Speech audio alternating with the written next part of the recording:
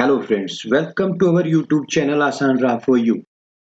जय माता दी दोस्तों, आज हम इस वीडियो में बात करेंगे नवरात्रि पहला दिन घट स्थापना विधि, मां शैलपुत्री पूजा विधि, भोग मंत्र और साथ ही जानेंगे इसकी व्रत कथा के बारे में, इसलिए वीडियो के साथ अंत तक बने रहें। फ्रेंड्स, वीडियो स्टार्ट करने से पहले आपसे एक रिक्वेस्ट है कि अगर आपने अभी तक हमारे इस YouTube चैनल को सब्सक्राइब नहीं किया है तो आज ही सब्सक्राइब करें। अगर आपको वीडियो पसंद आई हो तो वीडियो को ज्यादा से ज्यादा लाइक और शेयर करें और साथ ही बेल आइकन को भी प्रेस कर दें ताकि इसी तरीके की लेटेस्ट वीडियो की नोटिफिकेशन आप तक सबसे पहले पहुंच सके। चैत्र नवरात्रि का पावन पर्व 2 अप्रैल शनिवार से शुरू हो जाएगा।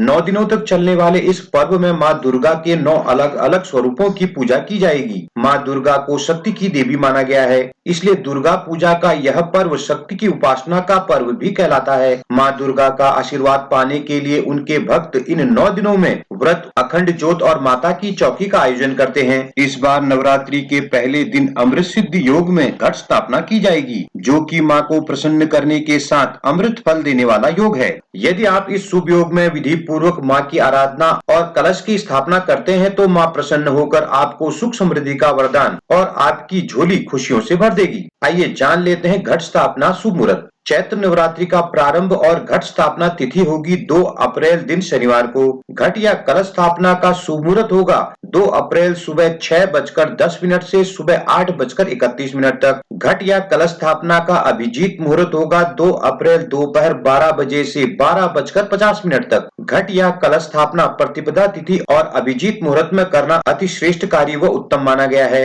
प्रतिपदा तिथि प्रारंभ होगी 1 अप्रैल को सुबह 11:53 पर। प्रतिपदा तिथि समाप्त होगी 2 अप्रैल को सुबह 11:58 पर। चैत्र नवरात्रि का समापन होगा 11 अप्रैल सोमवार के दिन। महाअष्टमी 9 अप्रैल और रामनवमी 10 अप्रैल को होगी। 11 अप्रैल को पारण और विसर्जन के साथ नवरात्रि का समापन होगा। पहले दिन विधि अनुसार घट स्थापना करने के लिए एक दिन पूर्व ही आप पूजा की सभी सामग्री एकत्रित कर लें। इसके बाद नवरात्रि के पहले दिन स्नान के बाद पूजा स्थल को स्वच्छ कर एक चौकी पर गंगा जल छिड़क कर उसे भी शुद्ध कर लें और उस पर लाल कपड़ा बिछाएं। अब मां दुर्गा की प्रतिमा इस चौकी पर स्थापित करें। अब कलश स्थापना या घट स्थापना के लिए मिट्टी के पात्र में मिट्टी और रेत डालकर उसमें जौ व 7 तरह के अनाजों के बीज छिड़क दें। अब तांबे का एक लोटा लें और उस पर रोली से स्वास्तिक बना लें और लोटे के ऊपरी भाग में मौली या कलावा बांध दें। अब इस लोटे में गंगा जल मिला जल डालकर इसमें पान, सुपारी, अक्षत, कच्ची हल्दी की गांठ, रुपया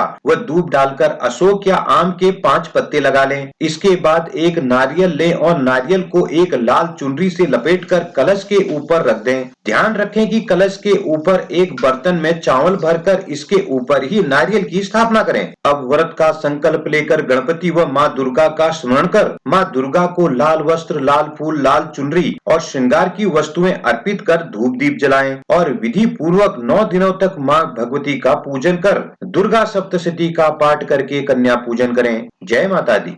आइए बात कर लेते हैं मां शैलपुत्री पूजा विधि के बारे में। नवरात्रि के पहले दिन कलश स्थापना के बाद मां दुर्गा के प्रथम स्वरूप देवी शैलपुत्री का पूजन करें। पूजा स्थल पर लाल रंग का कपड़ा बिछाकर उस पर माता की प्रतिमा स्थापित करें। मां को धूप दीप दिखाएं और उन्हें लाल रंग के फूल अर्पित करें। देवी मां के शैलपुत्री स्वरूप को गाय का घी और दूध से बनी मिठाई या खीर का भोग लगाएं। अंत में माता शैलपुत्री के मंत्र ओम ऐं ईं क्लीं चामुंडाय विच्चे ओम शैलपुत्री देव्ये नमः का जाप कर व्रत कथा का पाठ और आरती करें। आइए जान लेते हैं मां शैलपुत्री व्रत कथा के बारे में। पौराणिक कथा के अनुसार एक बार प्रजापति दक्ष ने यज्ञ के दौरान सभी देवताओं को आमंत्रित किया। भगवान शिव और अपनी पुत्री सती को निमंत्रण नहीं भेजा, लेकिन सती बिना निमंत्रण भी यज्ञ में जाने को तैयार थी। ऐसे में भगवान शिव ने उन्हें समझाया कि बिना निमंत्रण यज्ञ में जाना ठीक नहीं। सती नहीं मानी तो भगवान शिव ने उन्हें जाने की आज्ञा दे दी। सती पिता के यहाँ बिना निमंत्रण बुलाए जाने पर अपमानित हुई। कठोर व्यवहार और अपने पति का अपमान वो बर्दाश्त न कर सकी। इसी शोभ ग्लानि के कारण उन्होंने खुद की यज्ञ में आहुति दे दी। जैसे ही यह समाचार भगवान शिव को मिला, उन्होंने अपने गणों को दक्ष के यहाँ भेजा